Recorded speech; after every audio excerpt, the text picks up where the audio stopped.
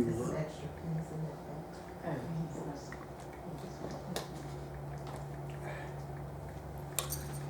Good evening. I'm Reverend Dr. Jeffrey Goodine, pastor of Church on Wheels Spoken Word out of Deltona, Florida, 200 North Road.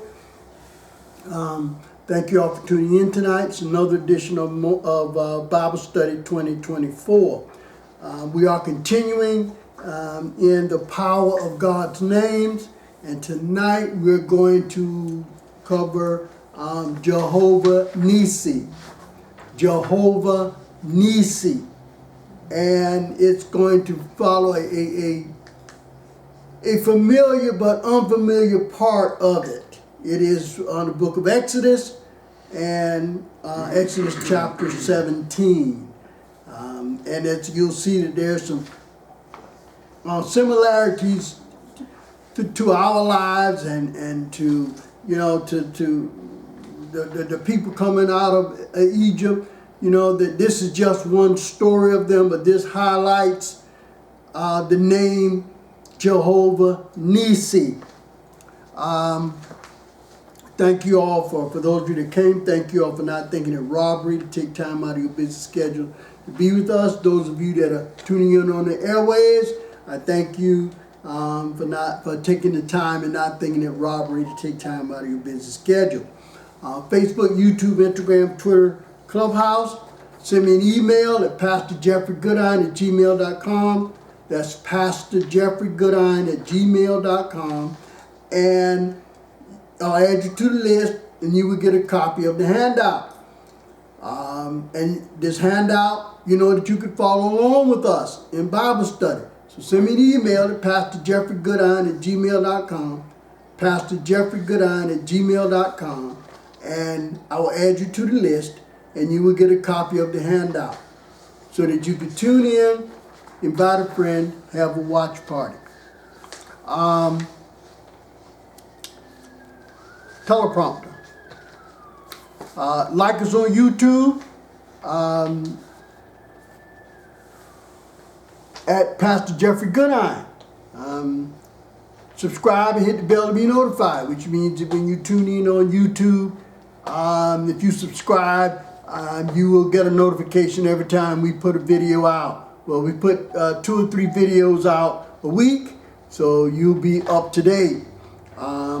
Like us on Facebook. Follow us at Church on Wheels, Let the Good News Roll. That is our Facebook group page. Facebook Live, Jeffrey Goodine. Twitter, which is now X, at Goodine Jeffrey. And Instagram, Goodine Jeffrey. And Clubhouse, Church on Wheels Ministry. Tonight we're going to talk about the name Jehovah Nissi, the Lord my banner, the Lord my banner. And in the printout is banners have been imported throughout history as visible declarations of authority. They show whom you represent and to whom you are committed. Banners are often hung or waved to declare commitment, allegiance, and victory. Banners. Flag or something that you put up. Think about in the days that when they knew it was a pirate ship, they could see the flag being flown with skull and crossbones. So they would call that a pirate ship. And then, you got different flags, different countries, who you represent. Where you see that the most, I think, would be like at the Olympics. If you think about the Olympics, and every country that's participating, they have their flags or their banners. And that's what they represent. That's the allegiance that they have. Tonight we're going to look at Exodus chapter 17.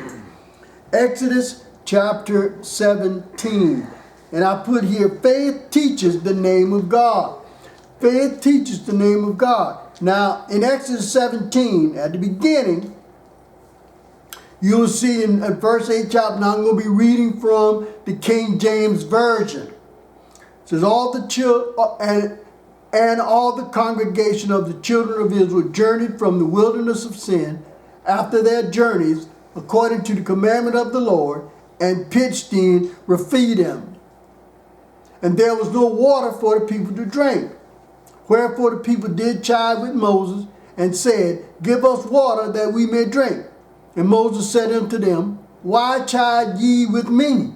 Wherefore do ye tempt the Lord? And the people thirst there for water, and the people murmured against Moses, and said, Wherefore is this that thou hast brought us up out of Egypt, to kill us and our children and our cattle with thirst? And Moses cried unto the Lord, saying, What shall I do unto this people? They may be almost ready to stone me. And the Lord said unto Moses, Go on before the people, and take with thee of the elders of Israel, and thy rod, wherewith thou smotest the river, taking thine hand, and go.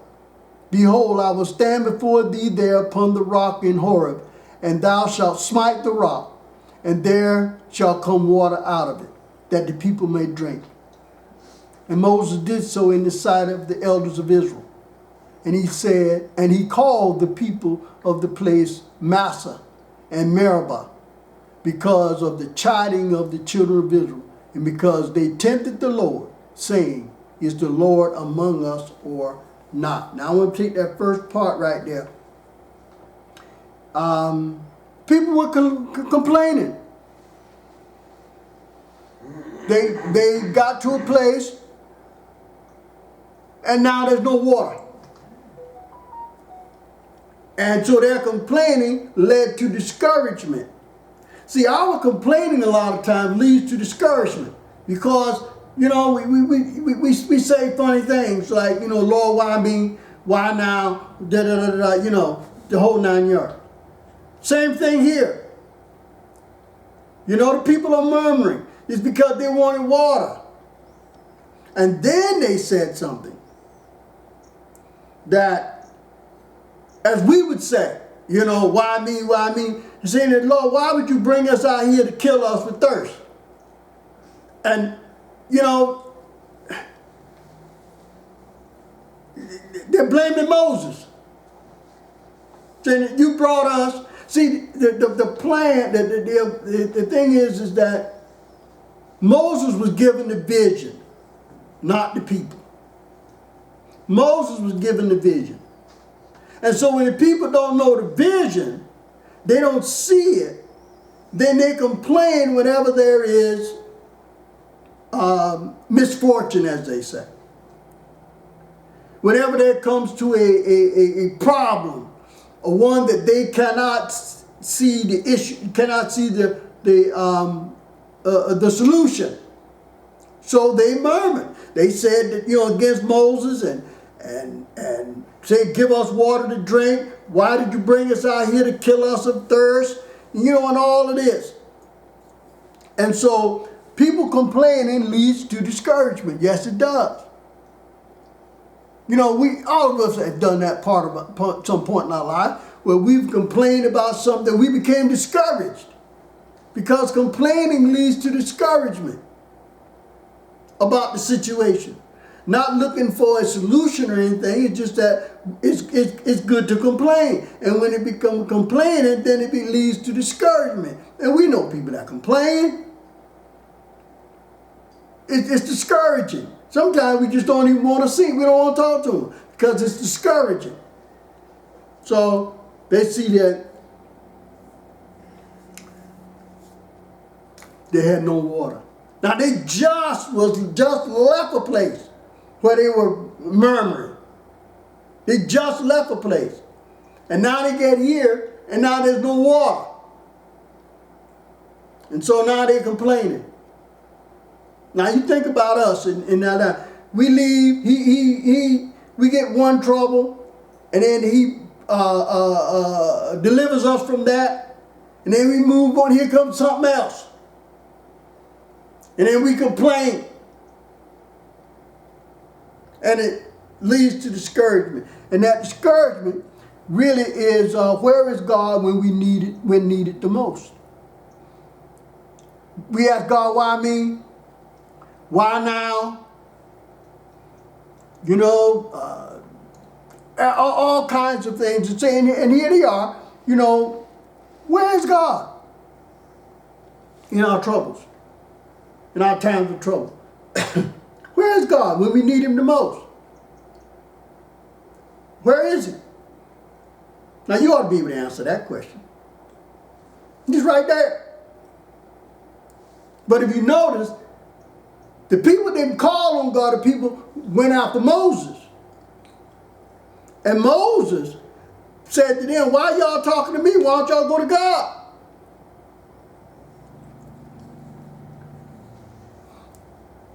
Why me? Why don't y'all go to God? And they murmured against Moses, and then they said, well, and Moses said, well, why don't you go to God? He said, well, Moses, why'd you bring us out here to kill us? Because he didn't have the vision. They didn't trust. And then Moses went to God on behalf of the people. His question, what shall I do unto this people? They're ready to stone me. See, they're ready to attack me. Lord, what am I going to do? And so the Lord gave him instructions. And the reason being is that they came out of one trial into another. So all they know is trial. They don't know anything else. All they know is we just got out of one thing and now here we are again. Now we ain't got no water. And so they doubted God's goodness. Now, remember now, God just brought them from one place and then moved them on. And now they get here and they see there's no water and they forget that God delivered them from this area.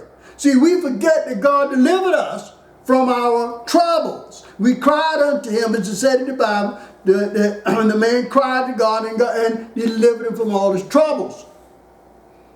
And that's what he does with us. He delivers us from our troubles. But we doubt his goodness when the next trial comes. So the next trial here was the water. They didn't have any water. So Moses cried unto God and God told him what to do. Now this is not the one that where Moses was punished.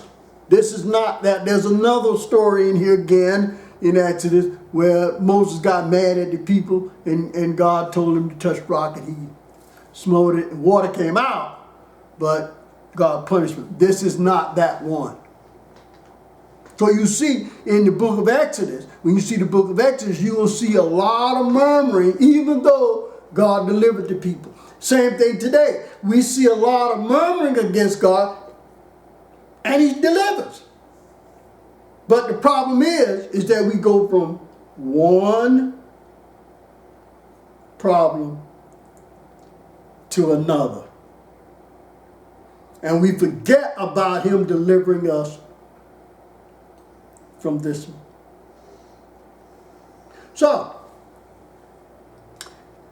that is, in the faith that we have, it teaches us the name of God. Now, we've covered a lot of names of God, Jehovah Rohi, and, you know, God has a name for every situation in our lives. There's a name for every situation in our lives. And when we know these names and when we trust that name, we know that that is for this particular situation that's in our lives.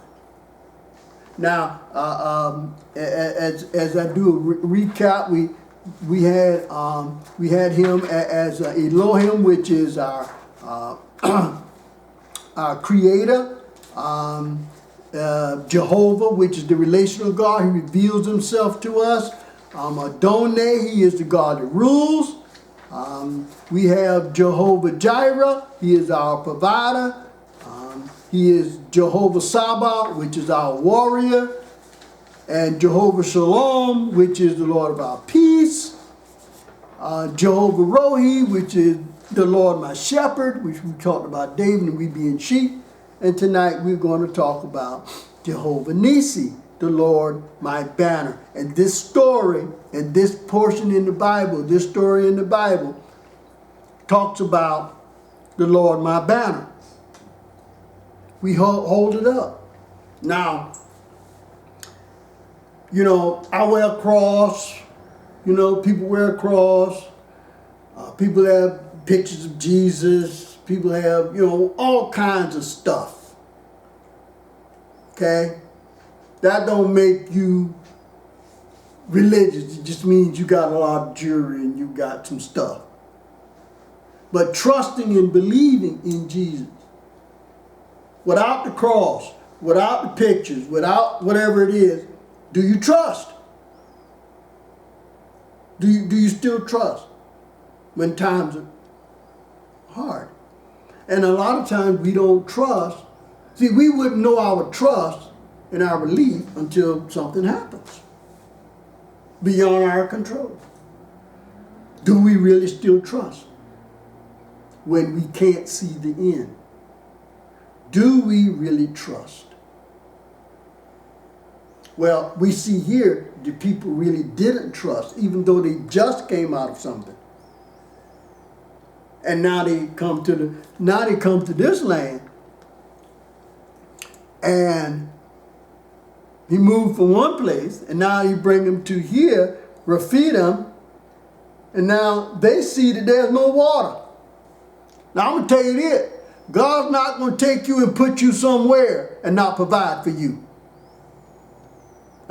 You might not see it. You know, right off, you might not see it. But you know, if you believe in him, then you know he's the provider. You know he will be the provider. Now, you might not see it. But again, this is a trust. So, they were doubting God's goodness. And when we turn to Exodus chapter 17, really it starts, the background is the first eight verses, but really starts in verse 9. Verse 8. Hey, these work. These classes work. I paid a lot of money for these classes. They work. Then came Amalek and fought with Israel in Rephidim. Now hold on now. Let's get this right. There's already a problem you see. You see there's no water. And now the enemy coming to fight you. The enemy coming to fight you. So now you got double trouble, as we say. Now you in a land that you see that there's no water. You got one problem, here comes another problem. Got one problem, and that problem was fixed by God. He provided the water. As soon as you start drinking water, here comes the enemy. Here comes Amalek. He wants to fight with y'all. Right where you are. Now here comes the next thing. God, why would you bring us here to put us in war? To fight with the enemy? God, why? Why? So now you really see that now, not only did they have the trouble with the water, which God fixed, now here comes the enemy to fight. I can't even enjoy my water in peace now, because now the enemy is fighting. So now we can't even enjoy what's going on. We can't even enjoy. So here they are. Then came Amalek and fought with Israel in Rephidim. And Moses said unto Joshua, choose us out men and go out, fight with Amalek. Tomorrow I will stand on top of the hill with the rod of God in mine hand. The rod. That's his staff. So Joshua did as Moses said, and fought with Amalek. And Moses Aaron and Hur went up on the top of the hill. And it came to pass, when Moses held up his hand, that Israel prevailed. And when he let down his hands, Amalek prevailed. Now, the banner. God told him to go up on the hill with my rod. Now, this is the same rod that he used with Pharaoh. Same rod. That rod was sanctified. That is the banner. God told him, you go up on the hill and you take this with you. This is the banner. And Moses did as he said. Why? Because it was sanctified. Now look at that banner, that staff he had in his hand. Remember what he did with it against Pharaoh. When Pharaoh's people were there, he threw down the snake. He threw it down, but Moses' snake ate up theirs. That was the same one that signaled the plagues. And that was the same one that he used to part the Red Sea. So that banner, or that rod, that was sanctified. That was the banner. Now, what you think about, look at what he said there. He had it up on the hill, and when Moses held up his hands, Israel would be winning. But when he dropped his hand, then they would be losing. So the banner, that if once we hold the banner up and representing who we are committed to, we win. But when we hide the banner, we don't want people to know we follow Jesus. You know, the only person still in the closet now is the Christian. Everybody else doesn't come out the closet. Everybody else come out the closet. But the Christian. The Christian is still saying, I don't want. Well, the other people saying, here I am. But the Christian is still in the closet. So Christian, we need to come out of the closet. We need to come out with a banner. We need to come out with the banner. And we'll get to the banner. Now, the key was Moses' posture with the staff or the banner of God. Now, as long as he had the banner up, they were winning. But when he put the banner down, they were losing. We winning, we losing. I'm a Christian, I'm a Christ follower, I believe. Now you can't tell. Now you can't tell. And I lose. And I lose. So here we see the posture. Now, could he keep it raised up? Well, you notice here the Bible says that when he held up his hands, they were winning. But when his hands dropped, now you know, holding up the banner like this, if you ever tried holding anything up, you know after a while, your arms get heavy, and then it starts coming down. This is when you need help. This is when you need help. Now you need strength to endure. And we'll tell you about that. Now, the battle is not tied to education, finances, or notoriety. Those are the battles we face. Trust me. Not having the money to pay the light bill ain't got nothing to do with your education. Got something to do with your finances, but they still will turn the lights off. Or your notoriety. The problems we face in life ain't got nothing to do with this. But we try to equate it to that, but it's not. The battle of the people fighting didn't have anything to do with their education, their finances, or their notoriety. It didn't have anything to do with who Moses was, who Aaron was. They were fighting. Amalek didn't care. Amalek didn't care.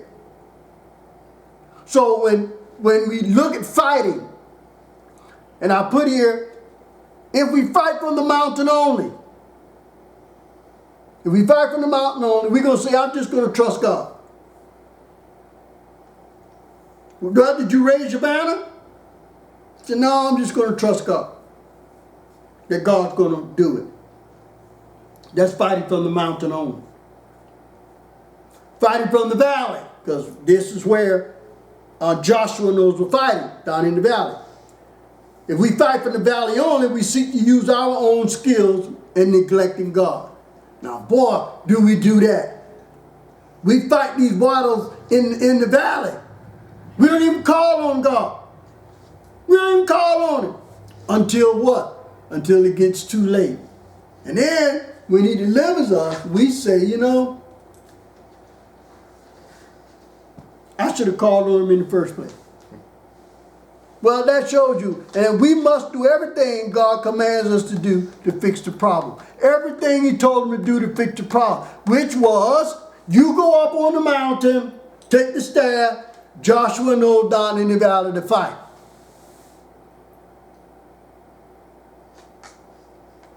Now, what are we going to do?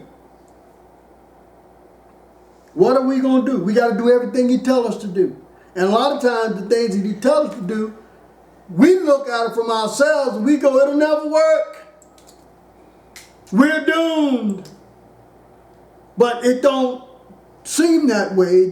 It don't seem that way when God tells us that. But we got to trust and believe. Think about it. He's saying that we're going to fight this battle against Amalek. You tell Joshua, you go get some men, y'all go down there, but me and Aaron and her, we going up on the mountain. And I'm going to take my staff with me. And he realized that when we held the staff up, that they'll win. But when his hand got heavy and he dropped the staff down, they lose it. Now, Amalek. And when we go back to verse 8, we see Amalek represents the forces of evil that stand in opposition to God's purpose for us. We all have an Amalek. We all got one. Is it hot in here? Comfortable. To y'all? Well, you're the one doing all the work, so it might be warmer for you. Yeah. These are the forces in our lives. Amalek. All of us got an Amalek. I'm going to tell you about the Amalek.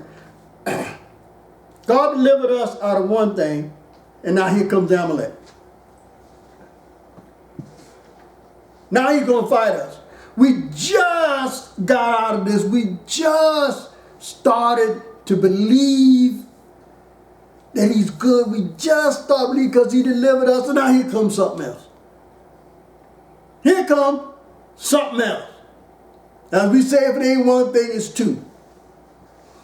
Here comes Amalek. Amalek are those forces of evil that stand in opposition to God's purpose for us. See, God's got a purpose for us. God's got a purpose for us. But the evil one to keep us from doing our purpose, whatever, to change our words and to change things about us, he brings up these evil forces in our lives. Now,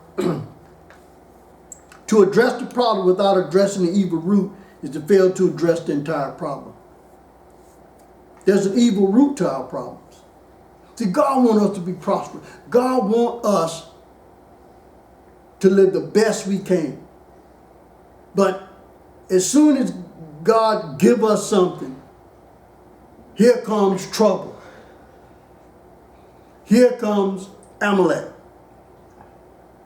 And so we have to address our problems.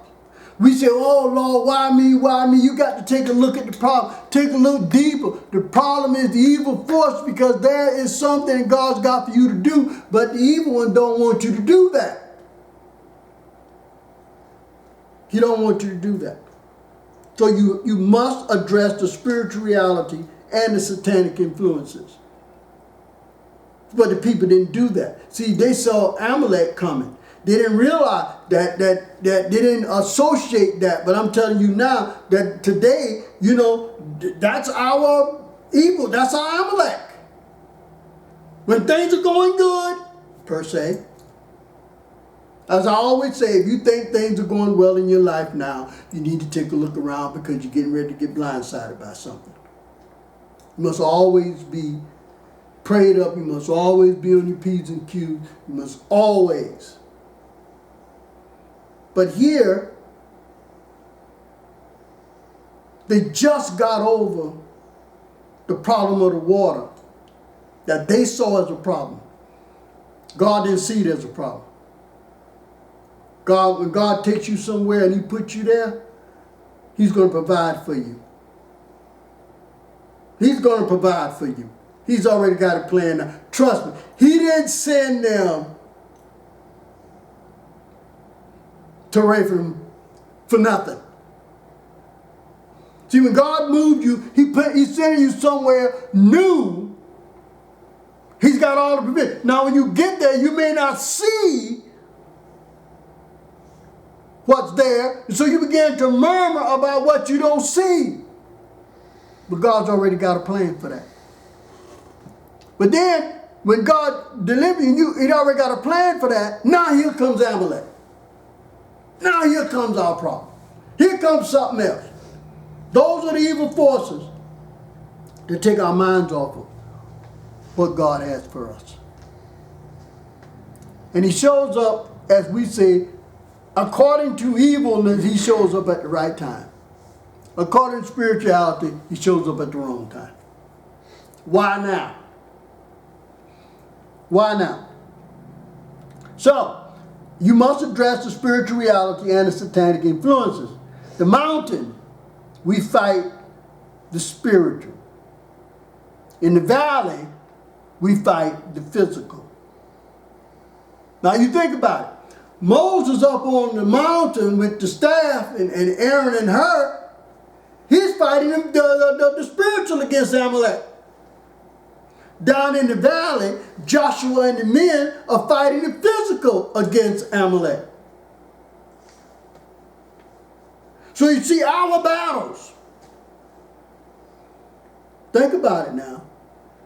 Our battles. We have to fight the spiritual and the physical. Because he's coming. The evil one's coming. He's crafty. He makes it look good. He fools us. And we fall for it. See, if the evil one came out of left field, then we see it. But he comes straight. He don't come, as I say, he comes subtle. And he makes it look good. And then he hits us hard. So you see, as I put here, many trials, conflicts, and issues that arise in our lives are demonic attempts to keep us from our destiny. Now,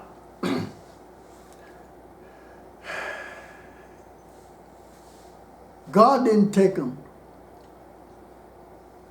to refeed him for nothing. God's always got a plan for us. God's always got a plan for us. We may not know it, but God is moving us. And when he moves us, he's got a plan for us. Now, when you get there and you look around, you will see things that are not there, that you're used to. But those got to come from something else. But he puts you in a place. See, when God moves you, he moves us and he puts us in a place, in a new place. Which meant there was a new way to get water.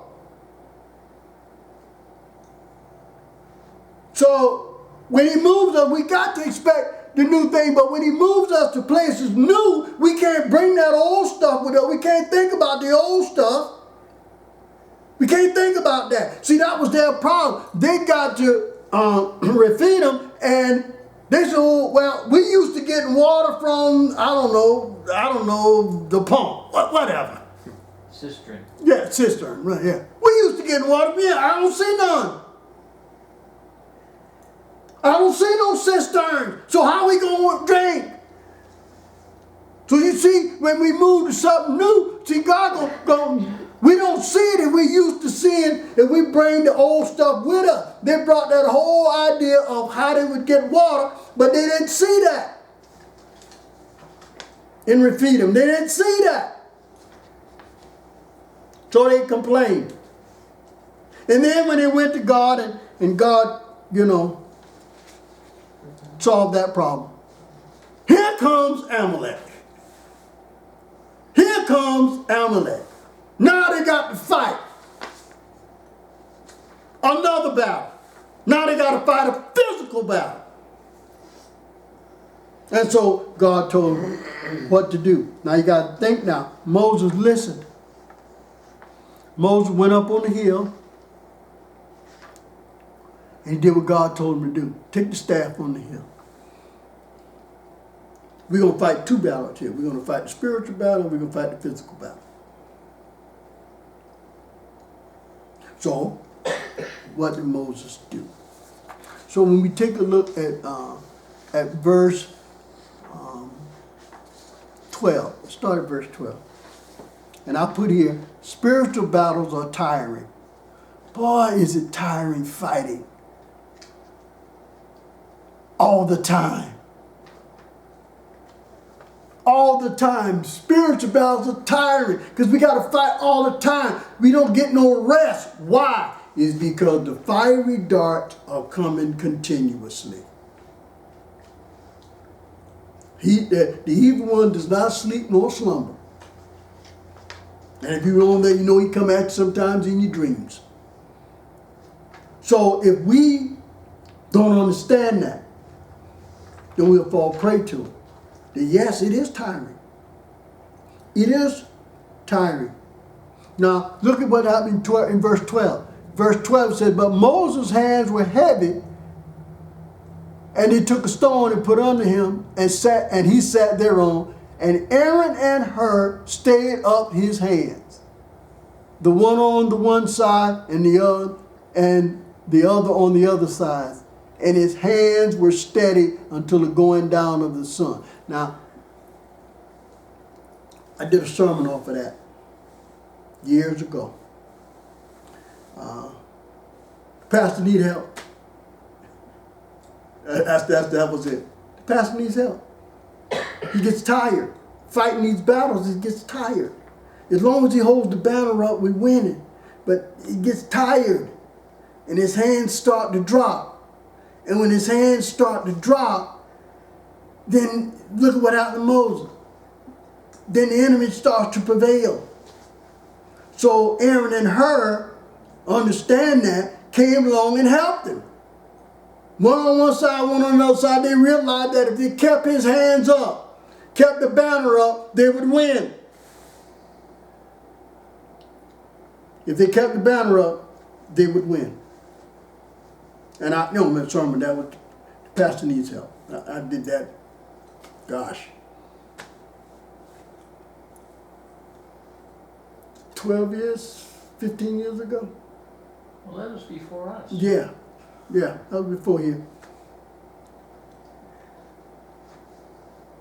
And so you see in the battle, the devil don't fight and then leave. He fighting all the time. You got to be ready all the time. No rest. No rest. So you see here, he couldn't rest. His hands were coming down. It was too heavy. He couldn't keep holding up the staff. Staff got heavy. And so Aaron and Hur realized that as long as he had his hands up, as long as the banner was still held up, that they would win. So they sat him down on a stool, and one on one side, one on the other side, and they held his hands up. And they up until, as the Bible says, up until the going down of the sun. He fought. And then, and Joshua discomfited Amalek and his people with the edge of the sword. He won.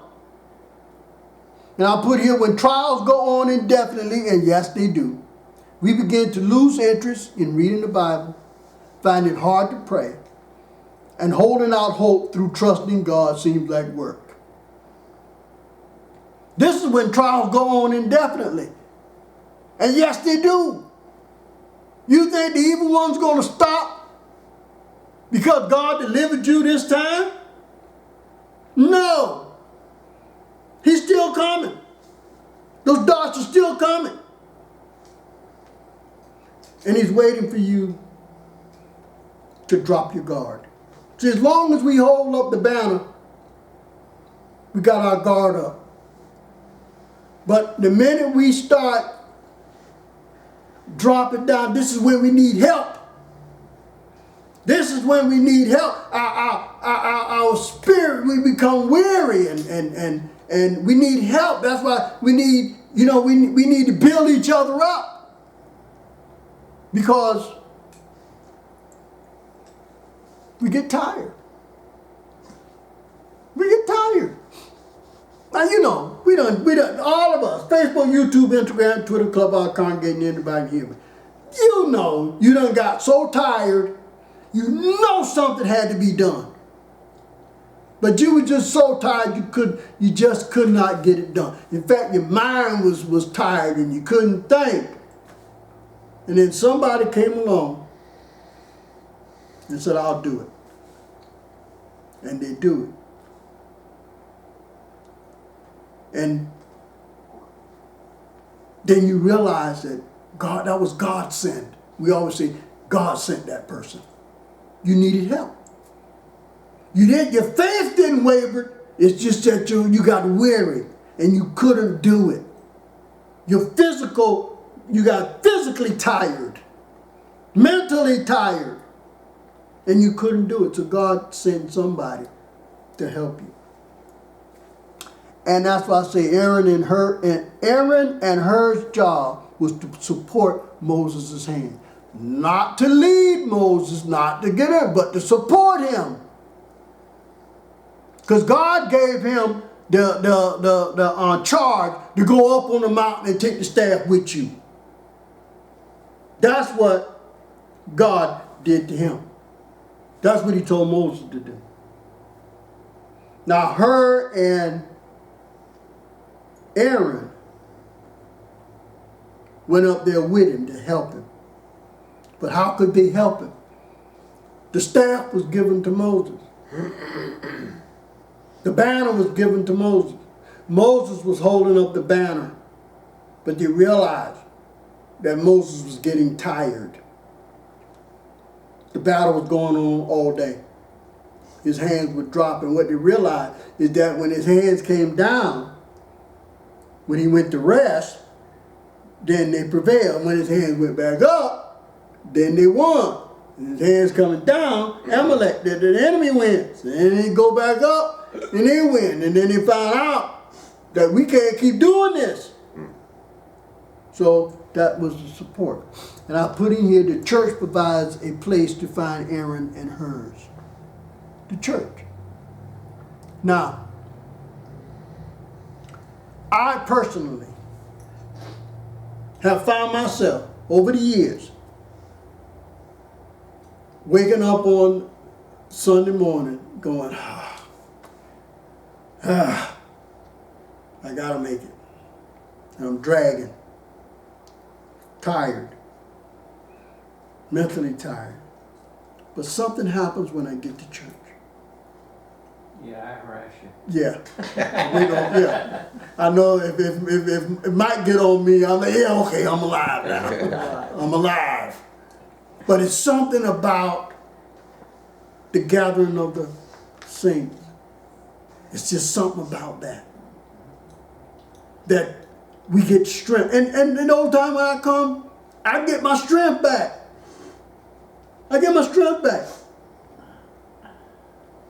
You know, I get my strength back. And here I put that everyone needs an Aaron or her who will keep their spirits focused on God and not allow us to lose the sight of heaven in the midst of earth's problem. Now, that's a lot right there, but everybody needs an Aaron and a her.